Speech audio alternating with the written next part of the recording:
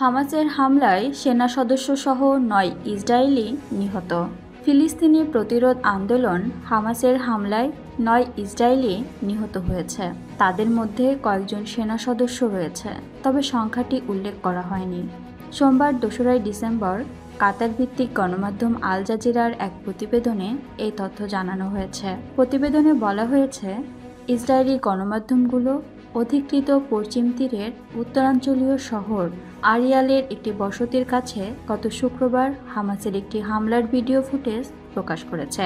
হামলাটির দায় হামাস ইতোমধ্যে অস্বীকার করলেও এই হামলায় ৯ ইসরায়েলি নিহত হয়েছে। তাদের মধ্যে কয়েকজন সেনা সদস্যও রয়েছে, তবে তাদের সংখ্যা উল্লেখ করা হয়নি। এর মধ্যে ৩ জনের অবস্থা আশঙ্কাজনক। ভিডিও ফুটেজে দেখা গেছে, কয়েকজন ইসরায়েলি সেনা ও অবৈধ বসতি স্থাপনকারীকে বহনকারী একটি বাস আরিয়ালের গিতি আফিসার এলাকায় পৌঁছালে এক হামাস যোদ্ধা সেটির উপর হামলাটি করেন। তিনি ১৫০ মিটার দূরত্ব থেকে ওই বাসে হামলা করেন। এতে ৯ জন নিহত হয়, যাদের মধ্যে কয়েকজন সেনা সদস্যও রয়েছে। এ সময় ভেতর থেকে এক দখলদার সেনা গুলি ছুড়লে হামাস যোদ্ধাও নিহত হন। হামলাকারী হামাস যোদ্ধার নাম সামের মোহাম্মদ আহমেদ হুসাইন, বয়স ৪৬।